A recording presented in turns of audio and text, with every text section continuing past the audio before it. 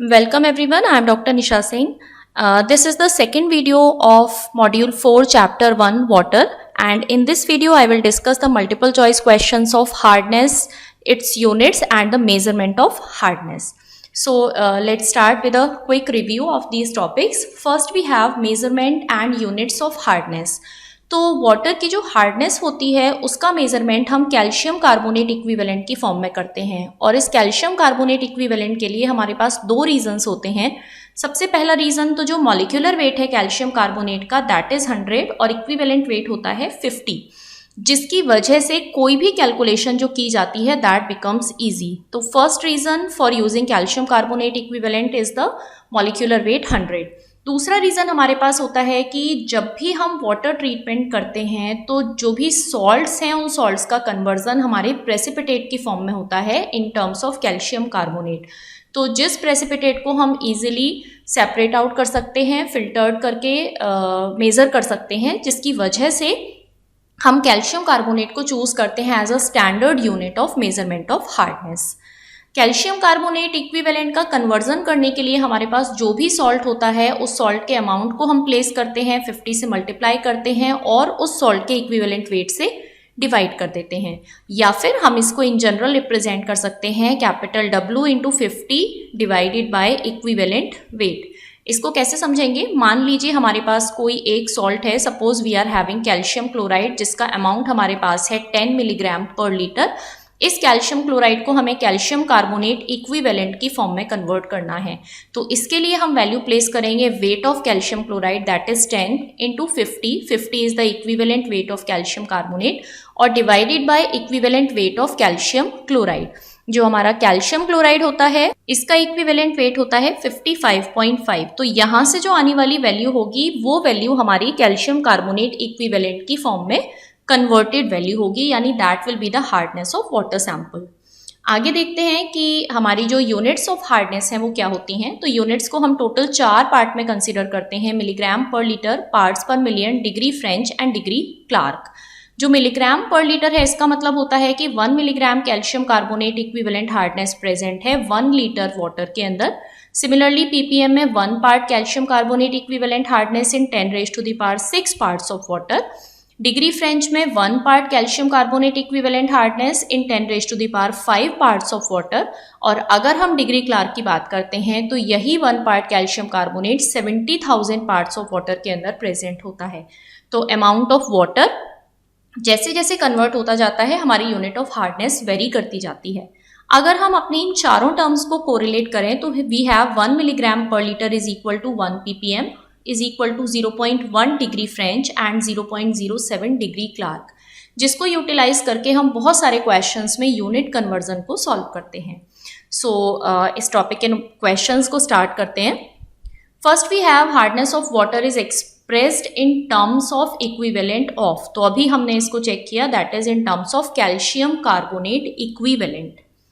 Next we have is degree of hardness is. Degree of hardness हमेशा जितने भी hardness producing salts पानी के अंदर प्रेजेंट हैं उनका amount in terms of calcium carbonate degree of hardness कहलाता है। तो options are amount of hardness producing salts in sample water, amount of hardness imparting impurities in terms of calcium sulfate नहीं, then hardness imparting impurities in terms of calcium carbonate that is correct, amount of sample water that is not correct. So out of all these 4 options we have option C is the correct statement। जितने भी hardness producing impurities हैं उनका amount calcium carbonate equivalent की form में is known as degree of hardness। Next is what is the relation between units of hardness. तो units of hardness का relation हमने अभी पीछे चेक किया था, that is 1 milligram per litre is equal to 1 ppm। तो यहाँ तक ये 2 करेक्ट हो रहे हैं, ये 2 हमारे इनकरेक्ट हो गए। Then 0.1 degree French and 0.07 degree Clark. तो ऑप्शन सी भी हमारा इनकरेक्ट हो गया, that means we will go with option A. Which of the following is equal to 1 ppm in hardness. तो अगर हम अपने रिलेशन की बात करें तो इस रिलेशन के बेसिस पर जो 1 ppm हार्डनेस है that is equal to 0.07 degree Clark. So option A is the correct one. Next is choose the correct relationship. अब इसमें हमें मिलीग्राम पर लीटर और पीपीएम का रिलेशन दिया है, डिग्री क्लार्क और पीपीएम का रिलेशन दिया है, डिग्री फ्रेंच और पीपीएम का रिलेशन दिया है, और यहाँ पीपीएम और डिग्री फ्रेंच का रिलेशन दिया है। हमारे पास होता है 1 ppm is equal to 0.1 degree French is equal to 0.07 degree Clark. तो इसके अकॉर्डिंग हमारा ऑप्शन ए भी गलत है, ऑप्शन डी भी गलत है। ऑप्शन सी हम क्रॉस चेक कर लेते हैं। अगर हम 1 डिग्री क्लार्क को कन्वर्ट करते हैं पीपीएम की फॉर्म में तो हमारे पास 1 डिग्री क्लार्क के लिए वैल्यू आती है 14.28 ppm। So this will again the incorrect option. So we have the only correct option is 1 degree French is equal to 10 ppm. Next is which of the following is not a unit of hardness of water? कौन सी इनमें से hardness की unit नहीं है? ppm है, degree French भी है, milligram per litre भी है। Only milligram is not the unit of hardness, so we will go with option B. Next is molecular weight of calcium carbonate is. तो ये हमारा कैल्शियम कार्बोनेट जिसमें calcium का wait 40, carbon का 12, oxygen का 16 into 3। तो इसका सम टोटल हमारे पास निकल कर आता है 100। So option A will be the correct option.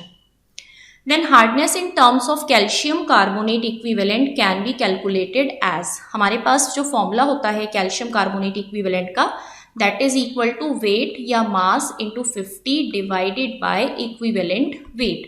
तो इसको अगर हम कंसिडर करें तो out of all these 4 options we have option A is the correct one, that is W into 50 upon E। Next question we have hardness due to 13.6 milligram per liter of calcium sulfate can be expressed in terms of calcium carbonate as. तो यहाँ हमें hardness का conversion करना है। तो उस conversion के लिए हम अपना फॉर्मूला यूज करेंगे, that is calcium carbonate equivalent is equal to amount of salt जो कि हमें दिया है 13.6 into 50 divided by equivalent weight of salt. Calcium sulphate के इक्विवेलेंट वेट कैलकुलेट जब हम करेंगे तो हमारे पास वैल्यू निकल कर आती है 68। So we have calculated value is 10 milligram per liter. So the correct option is option A. For detailed study of calculation of equivalent weight, molecular weight, आप एक separate वीडियो को रेफर कर सकते हैं जिसका लिंक मैंने डिस्क्रिप्शन बॉक्स में provide किया है।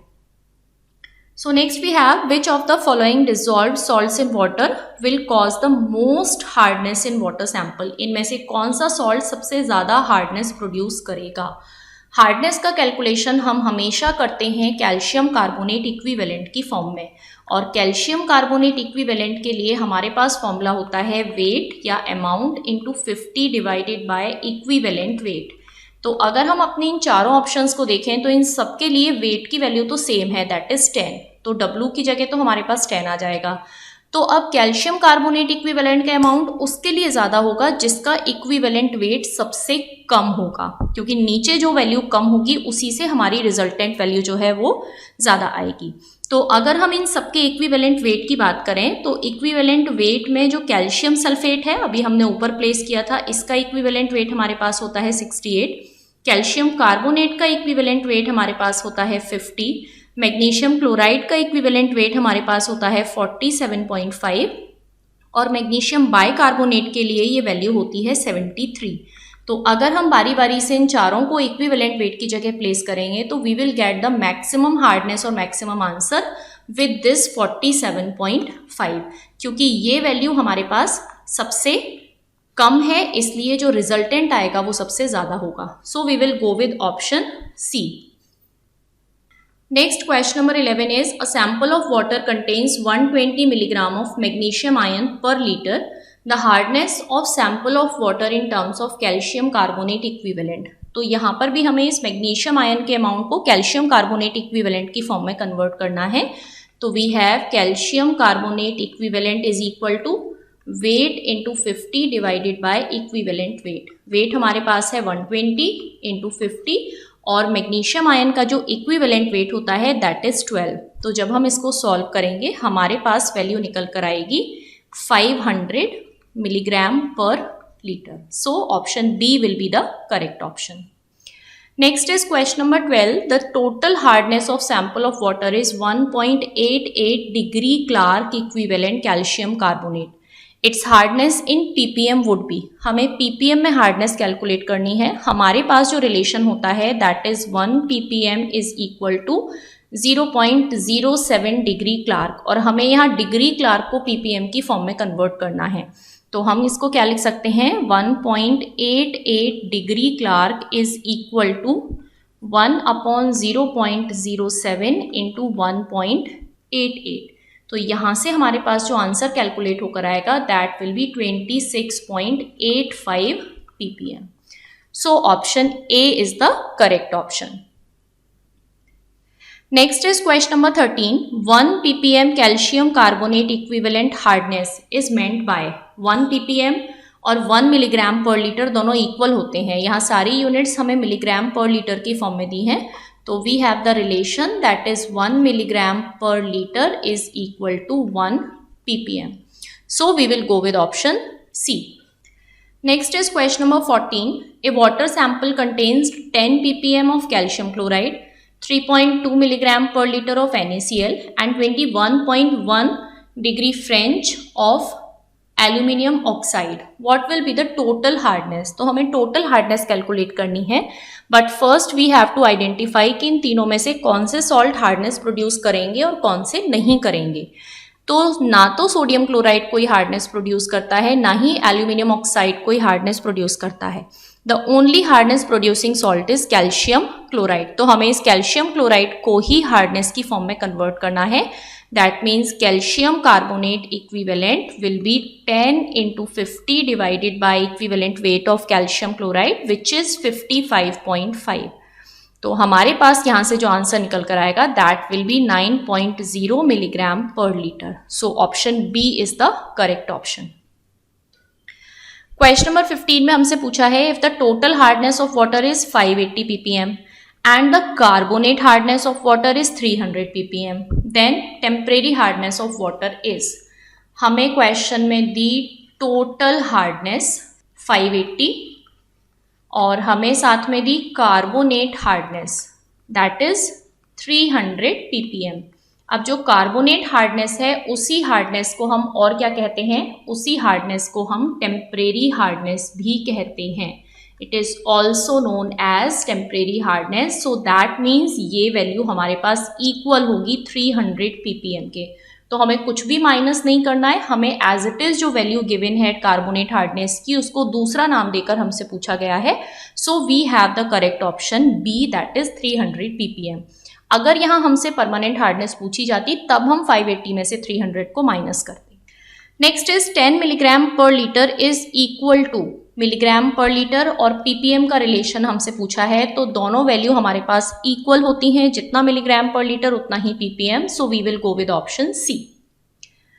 Next is 50 milligram per litre is equal to dash degree French and dash degree Clark. तो हमें डिग्री फ्रेंच और क्लार्क दोनों में कन्वर्ट करना है। हमारे पास रिलेशन होता है 1 milligram per litre is equal to 0.1 degree French is equal to 0.07 degree Clark. तो जब हमें डिग्री फ्रेंच में कन्वर्ट करना होगा 50 मिलीग्राम पर लीटर को, तो हम 50 के साथ 0.1 की मल्टीप्लाई कर देंगे 50 इंटू 0.1, और जब डिग्री क्लार्क में कन्वर्ट करना होगा तो हम 50 इंटू 0.07 कर देंगे।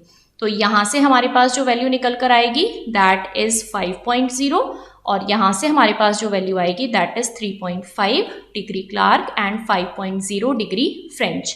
तो we have the correct option is D.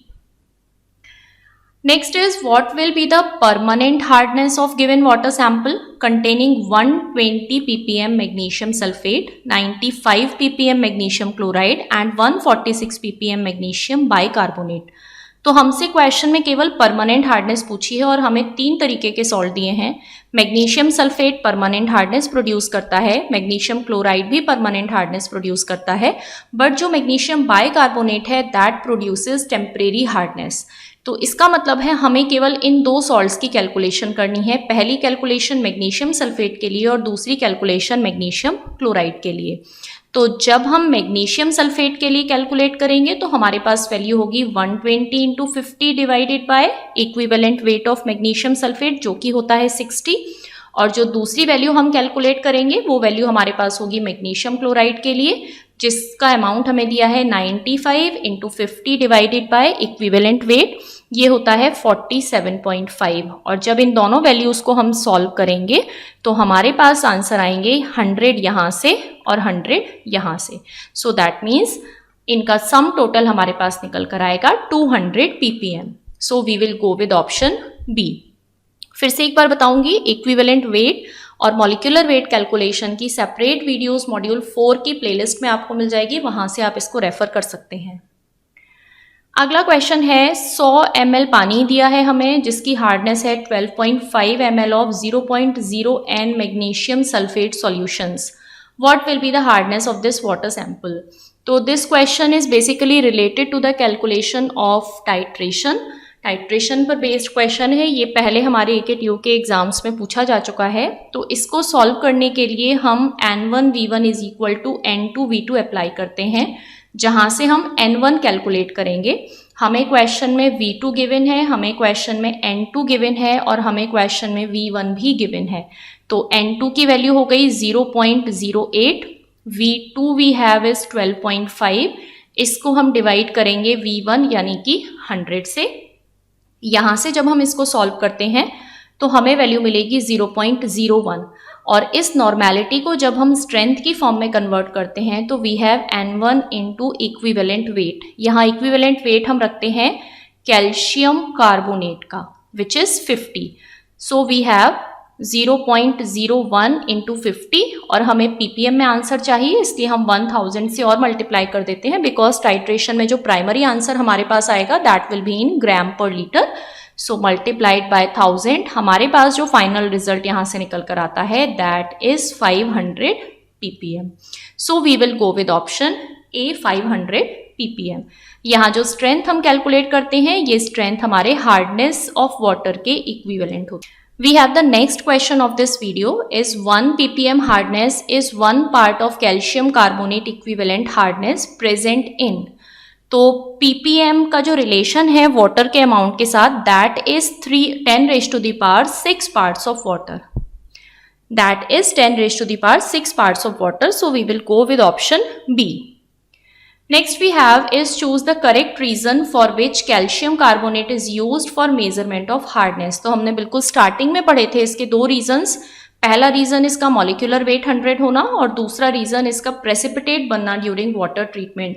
Colourless या रिएक्टिव होने से हमारे मेजरमेंट पर कोई इफेक्ट नहीं पड़ता है। सो ऑप्शन ए और ऑप्शन बी ये दोनों हमारे करेक्ट ऑप्शन होंगे कैल्शियम कार्बोनेट के यूटिलाइजेशन के लिए।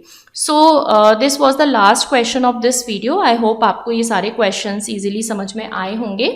सो if you are having any kind of query और डाउट तो you can write down in comment box. Thank you so much.